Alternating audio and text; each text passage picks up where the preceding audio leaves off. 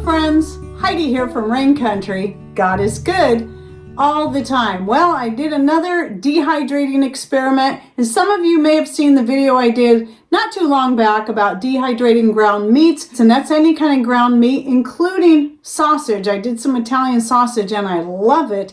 But this time I decided to dehydrate up the sausage, the chicken sausage, two different varieties that I've been getting from my butcher box, and those ones are in links. So you can see right here, I've got the two. This is the Italian chicken sausage and this is the apple chicken sausage. So what happened was I was thinking that I should probably make some more room in my freezer, especially since Patrick was on a hunting trip and I wasn't sure if he might be successful. I realized I had no room in the freezer if he brings home any deer meat. So I started pulling stuff out of the freezer thinking, okay, let's give this a try. I tried with one of the links. I sliced it up, dehydrated it, and loved it. It dehydrated up beautifully. And then I immediately, before I did more, I tried taking some and just soaking it in some hot water for a few minutes, and it actually reconstituted quite well. So I could see this being something that I could throw into a soup or a stew or anything where I'm going to cook it in anything at all and not have an issue with it rehydrating. And you could actually, even at that point, if you soaked it and you decided you didn't want it in slices, you could always dice it up and put it in smaller pieces. So this would be good to use on your homemade pizzas or anything else. Either one of these sausages, but especially the apple chicken sausage, would be very good, especially for those who can't have pork. That would be a good option. On the recipe I gave not too long back on the kielbasa cabbage potato dish, this sausage is really good in that type of dish. And all you'd have to do, like if I make this again, I'm not going to buy kielbasa anymore because I really like the butcher box sausages, and I'm finding I'm really liking the chicken sausage better than pork anyway. And so what I'm going to do next time I go make that, I'm going to take some of this out and then I'm going to cook it in the broth first. So because I use broth in there, I'm just going to heat it up in the broth for a little bit first to let it rehydrate some, then mix in the other stuff, the potatoes, the cabbage, and so on. And then there we go. And that broth is dehydrated, by the way. So I put the dehydrated broth in because I do that too now. And then I add the water and then just heat it up and then let that cook. So that's what I plan on doing. That would be a really easy way. So this is a great way to get more stuff out of your freezer and then get it put in the pantry for long-term storage, where you, especially in the case of a power outage, if you're worried about all that stuff in your freezers, having other ways that you can put this stuff up. So canning is also a great method, but I'm finding myself, when I first got into serious about food preservation, canning was the way to go for me. And once I learned how to pressure can, I was just all over that one. But through the years, I'm coming to find there's many things I actually prefer to dehydrate now. And I'm going to do a separate video just on that, all my favorite things to dehydrate. And one of the reasons why is not only does it free up space in the freezer for the things I prefer to freeze, but it also takes up less space in storage all the way around. I meant to talk about that later, but let's get to how I actually dehydrate it. Super easy, and I used two different methods. I used one relying on electricity with my Kasori, since we're into that time of year that we can't depend on our solar power to do it.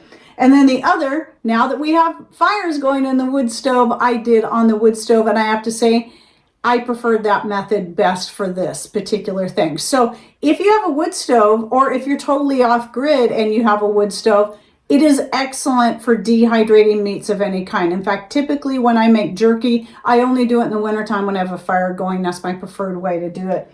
But it dehydrates up faster, especially since, though you could turn your heat up in your electric dehydrators up to 135 and have it dehydrate faster. I don't like doing that in my electric dehydrators, especially in the case of this, where I decided to use the silicone trays. So I don't like going above 115 degrees when I'm using silicone trays. But anyway, I just sliced it up, laid it out on the silicone trays, set my heat at 115 degrees, and it took, I don't know, probably 6 to 8 hours for them to fully dehydrate. And then when I freed up my racks, because I had seeds, corn, and stuff from the garden all drying out on my racks near the wood stove.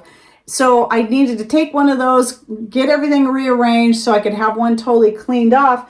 And then I did a couple whole packages of the apple chicken sausage. I started with the Italian, then did the apple. I just put them on the stainless steel trays. And in that case, since it was meat, it's not a delicate herb, I went ahead and dehydrated it on top of the wood stove. And I didn't have a super hot fire going. I'm keeping the fire just kind of moderate. But it's best in that case, if you're using something like that, if you can rotate your trays. Now, Patrick doesn't make and sell the dehydrator racks. They would be pretty expensive if he did. But he does have a video showing how he made it using some old bed rails. He collects old metal bed rails. Whenever he gets his hands on them, he takes them because he uses them to make all kinds of stuff with it. And one of them was making me a couple of those racks. The actual trays themselves, the stainless steel mesh we found at our local store, sorry, I have not been able to find them anywhere, anywhere else. But anyway, you can check out that video. But I also did a video on various ways to dehydrate, where I brought up some other ideas like cooling racks that you can use. You can get stainless steel cooling racks for really cheap. So yeah, super easy to do. And I just am very impressed with how well they dehydrated up.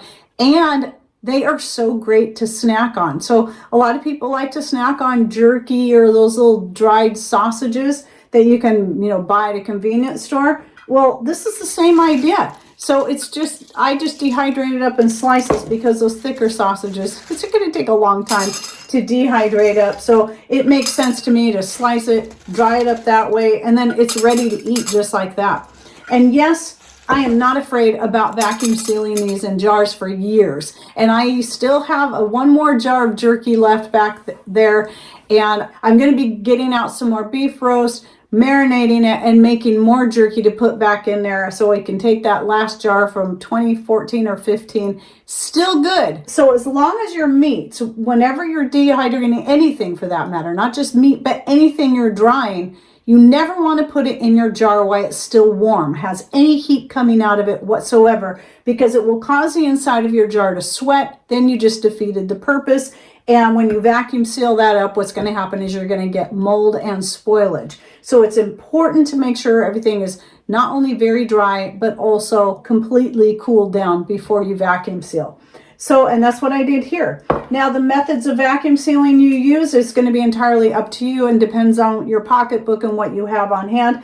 When I'm talking canning jars, I always go with my tried and true, using the Food Saver tops, but there's off-brand ones that are cheaper and actually better than Food Saver that I'll link to down below, and my brake bleeder pump. But a lot of your kits now, the off-brand ones, also come with a little pump like this. And yes, this does still work. You're pulling the air out this way, just like kind of like similar to a bicycle pump, but you're pulling the air out rather than pushing the air in.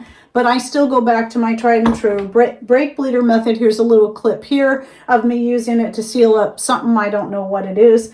But when I'm talking canning jars, because the Food Saver tops or the off-brand ones come in both wide and regular, all you need is a set and you can seal up any canning jar. But when you're talking about like recycled store product jars, I don't get a lot of those, but I have like some green olive jars and some other types of jars. In that case, I use the vacuum chamber that Patrick makes, and we also sell. We sell directly now, totally outside of Etsy. Any jar that will fit inside the chamber, you can vacuum seal as long as you have a good lid for it. So yes, I use this for any of the green olive jars, I guess. Whenever we get green olives from Costco and we work through them, I save those jars. Same thing with like pickle jars or those, the peppercini jars, any of those.